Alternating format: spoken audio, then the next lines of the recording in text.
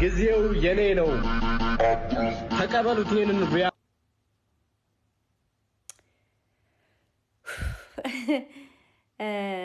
ጊዜው የኛ ነው ተቀበሉት እኛ ሳንኖር ምን ነበራችሁ አሁን ግን ጊዜው የኛ ነው ተቀበሉት ምናምን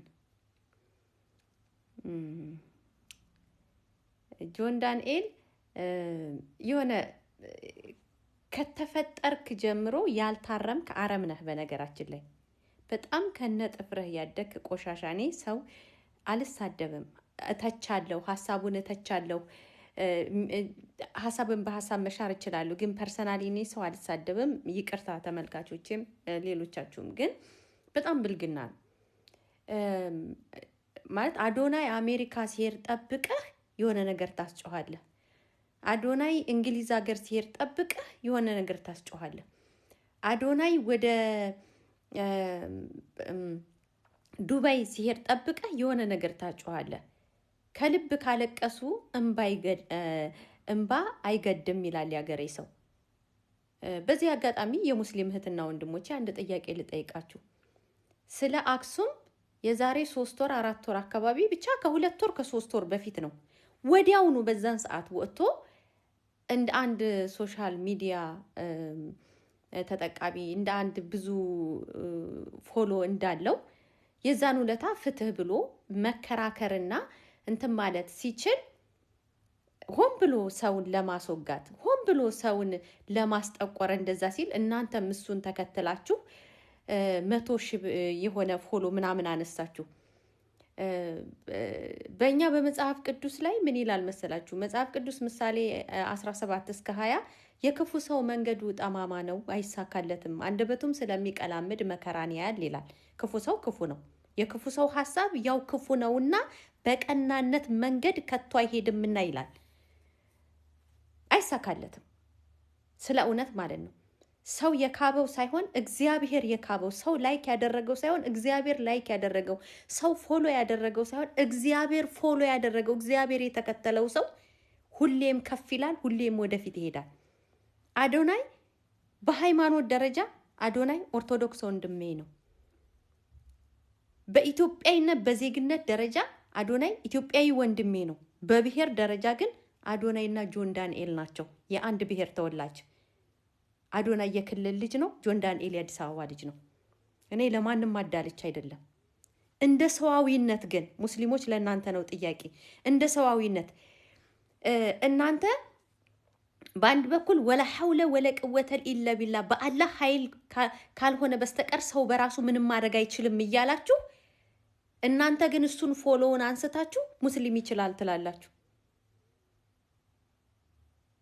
ቁርአናችሁ ግን ወላ ሐውለ ወላ ቁወተ ኢላ ቢላህ በአላህ ኃይልና ጉልበት ካልሆነ በስተቀር ሰው በራሱ ምንም ማድረግ አይችልም ስለዚህ እናንተ ፎሎ ስላነሳችሁ አዶናይ ምንም አይሆንም አዶናይ የዋህ እንደሆነ ግራ የገባው ልጅ እንደሆነ በደንብ ጠንቅቃችሁ ታውቃላችሁ አዶናይ 26 አመቱ ካናዳ ሄዶ 6 አመት ቆይቶ መጥቷል ኦልሞስት የ19 አመት የ18 አመት የ19 አመት ልጅ ሆኖ ካገር የወጣ ልጅ ነው ከናትና አባቱ ቤት ነው ውልቅ ብሎ ካናዳ የገባው አዲስ አበባን እንኳን በደንብ አያቃትም የኢትዮጵያ ክልሎችን በደንብ አያቃትም የኢትዮጵያን ተንኮል የኢትዮጵያ ያለው ነገር ምንም የማያቅ ልጅ ነው በአንጻሩ የደህና ቤተሰብ ልጅ ነው የኔ ብጤ ደሃሊ ሲሆን ሱቅም ለሰው ይላካል የሆነም ቦታ ሲሄድ በእግርህ የመንግስት ትምህርት ቤት ለመማር 30 ደቂቃ 20 ደቂቃ ስትሄድ ብዙ ነገሮች መንገር ላይ ታያለ የሀብታም ልጅ ስትሆን ታፍነህ በስኩል ባስ ትምህርት ቤት ትሄዳለህ ትመጣለህ ትምህርት ቤት ትሄዳለህ ትመጣለህ በቃ ችግር ይኖር ረሃብ ይኖር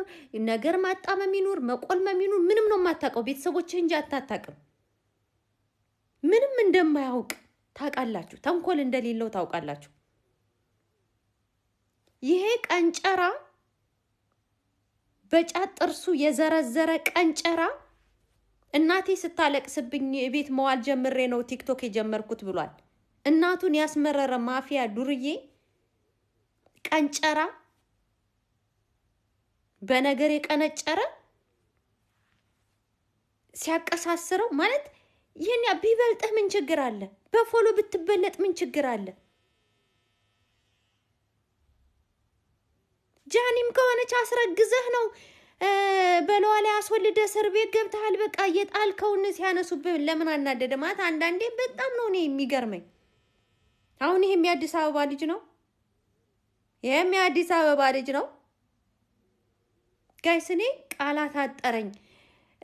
አሁን ግን ጊዜው የኛ ነው፣ ተቀበሉ። ጊዜ እግዚአብሔር ነው። እግዚአብሔር የሾመውን እግዚአብሔር ከፍ ያደረገውን አንድ ሰው የሚወርቀው የእግዚአብሔር እጅ ከላው ላይ ሲሄር ነው። አንድ ነገር ልንገራችሁ፣ እኔ ለማንም አግዤ አይደለም፣ ማናቸውም ለኔ ምንም አያረጉልኝም አይደለም። ሶሻል ሚዲያ ላይ ያለ የራሴ ወንድሞች 3 ወንድሞች አሉኝ ያለ የራሴ ወንድሞች ምንም እኔ ከራሴ ወንድሞች ኤክስፔክት አላደርግም፣ ከራሴ እህቶቹ ኤክስፔክት አላደርግም።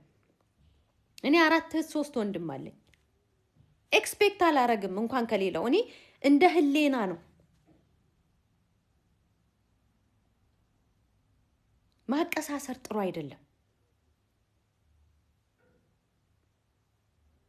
እግዚአብሔር አይወደውም። ነገረኝነት ጥሩ አይደለም።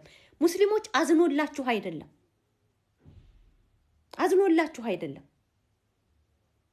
የተናገረ ሁሉ አዝኗል ማለት አይደለም። እኔ ለምሳሌ ባሁኑም ዝም ነው ያልኩት፣ በሙስሊሞችም ዝም ነው ያልኩት፣ ባሁኑም ዝም ነው ያልኩት፣ አምናው ዝም ነው ያልኩት። ግን አላዘንኩም ማለት አይደለም፣ አልተናደርኩም ማለት አይደለም። ወጥቼ 2 ደቂቃ እንደዚህ ሆኖ ስላልኩ ደግሞ አዝኛለሁ ማለት አይደለም። የተናገረ ሁሉ አዝኗል ማለት አይደለም። ዝም ያለ ሁሉ ግዴለሽ ነው ማለት አይደለም። ግን አሁን የሚለቃቸው ሙዚቃዎች ራሱ የሚጎረረው ጉራ ራሱ ሰው እንዴት ያገሩን ልጅ ለመጣል በዚህ ደረጃ ያቀሳስራል? በመጀመሪያ ደረጃ ዝም አልክ መቆሚያ መቀመጫ አሳጣ ነው። ጠቅላይ ሚኒስትሩ ሳይቀር ነው በዛ ጉዳይ ላይ ሁሉም በመሰለው ነካ አድርጓል የአርሲውን ጉዳይ። እንደዛ ነው ብሎ እሱም እንትን አለ። ወዲያውኑ ጆን ዳንኤል ወጥቶ ፍትህ ለአርሲ ፍትህ አክሱምም ላሉት ለምን ኮሜንት አንብበዋላ ማለት ያራዳ ልጅ ማለት እንደዚህ ነው።